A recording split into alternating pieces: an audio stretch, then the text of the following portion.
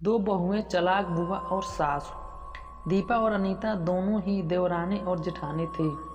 दीपा नौकरी करती थी और अनीता घर संभालती थी। उनका परिवार बहुत बड़ा था। सास, ससुर और उन दोनों के बच्चे, कुल मिलाकर घर में 10 लोग थे।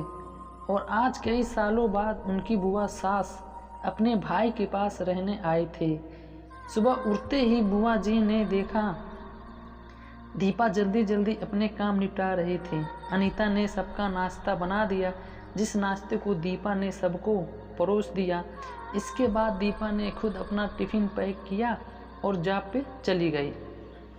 अनीता ने फिर दोपहर का खाना बनाया और थोड़ी देर बैठ गई अपनी सास और बुआ सास के पास बुआ सास से रहा नहीं गया और अनीता से बोली कि छोटी बहू, तेरी जिठानी दीपा तुम पे बड़ा हुक्म चलाती है।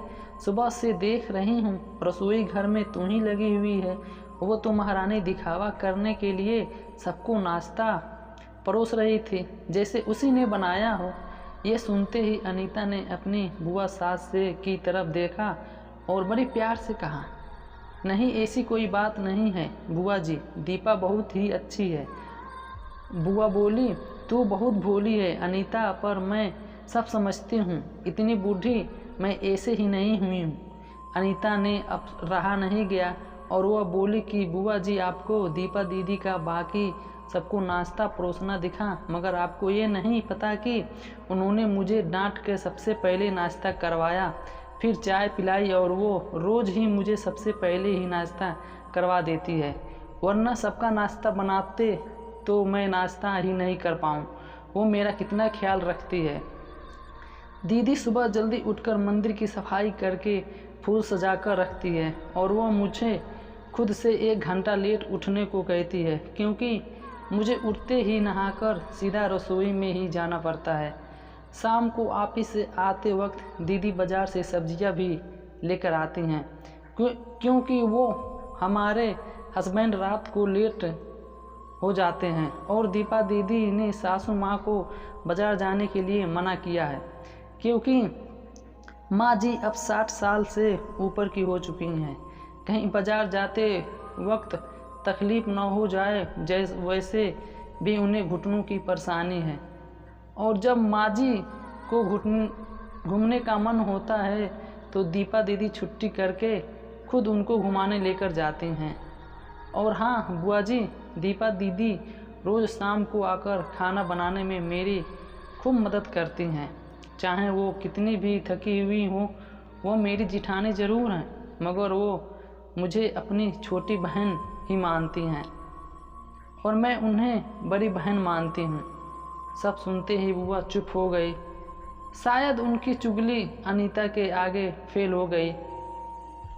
शाम को दीपा सब्जी की थैली अनीता को पकड़ाते हुई बोली कि मैं अनीता सब्जियां के साथ वाले थैले में तुम्हारी फेवरेट लेखक की किताबें भी लाई हूँ। ये सुनकर अनीता खुश हो गई और बोली, थैंक्स दीदी।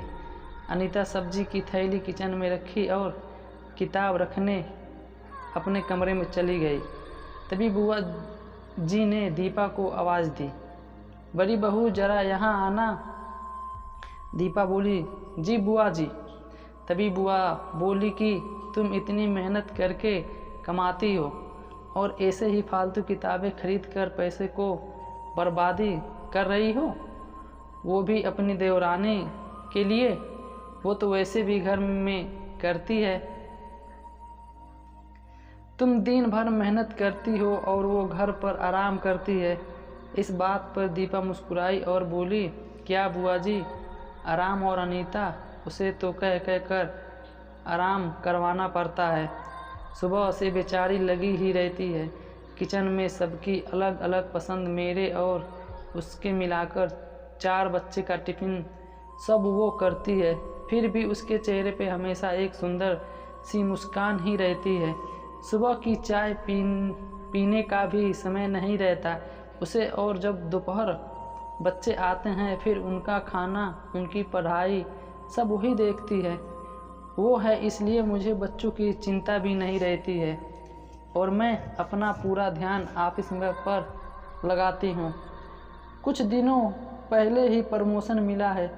मम्मी पापा की दवाई कम ख़त्म हुई और कब लाना है ये सब वही ध्यान रखती है। घर पर भी कभी कौन सा रिश्तेदार आता है उसकी सेवा भी वही करती है। और बुआ जी, घर पर रहकर घर और बच्चे संभालना कोई छोटी बात नहीं है। मेहमानों की आवभगत अनीता बिना किसी शिकायत के करती है। उसे तो बस पढ़ने का ही शौक़ है। फिर क्या मैं अपनी छोटी बहन की छोटी सी इच्छा को पूरी नहीं करूँगी? अगर उसकी इच्छा मैं पूरी नहीं करूँगी तो कौन करेगा?